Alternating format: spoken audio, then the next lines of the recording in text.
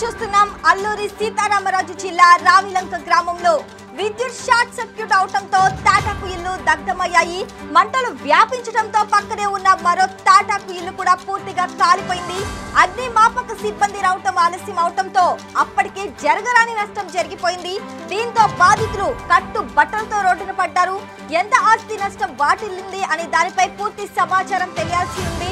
Short circuit కారణంగానే ప్రమాదం సంభవించిందని బాధితులు నాగేశ్వరరావు, పీతాంబరం తెలిపారు.